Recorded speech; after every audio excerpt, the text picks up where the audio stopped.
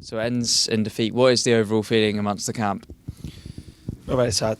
I think that the players were very disappointed. We are a bit upset about a game that I think we started quite well. First half, decent, creating so more chances than the opponent.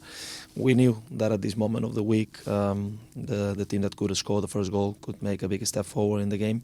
And unfortunately, I think they took the lead in a mistake that we made, considering a bit of a sloppy free kick, and then we didn't defend that well. So that situation.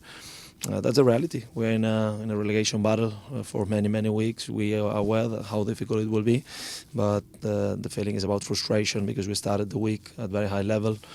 I think we played at very high level on Wednesday, and unfortunately we couldn't finish the week with the same feeling that we started.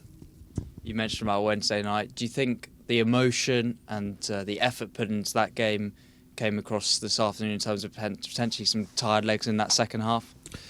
It's definitely a part of it. I think it's very easy when you lose a game just to look at the physical part, but it's a reality that we had a very demanding game against a team, West Brom, that is very demanding to play against. That actually we knew that we ran a lot in this game. That's why we wanted to rotate a bit. We introduced 2 new players. I think they did well, but at the same time it's true that Middlesbrough play 70 minutes, 60 minutes against 10 men, so that's probably a big reason as well why in the second half it looked a little bit different in terms of energy.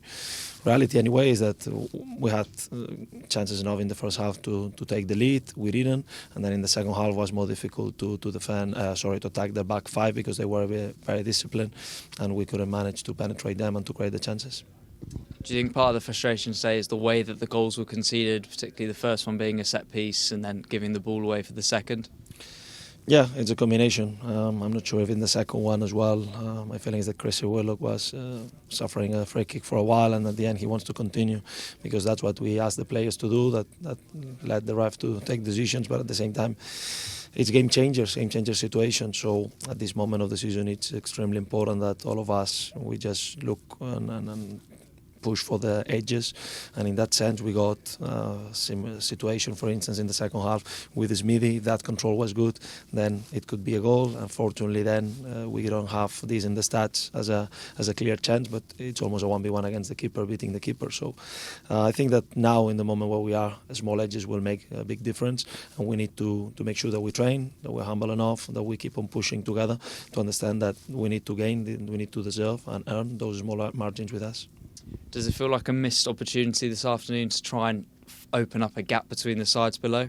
I think that every game that we play and we don't get the 3 points, the feeling is that we want always to take those 3, but the reality is, of course, that today is very frustrating because we are playing at home, because I think the supporters have been fantastic over the last weeks to help us, and today perhaps have a feeling that we didn't create that atmosphere altogether because it was definitely a difficult game.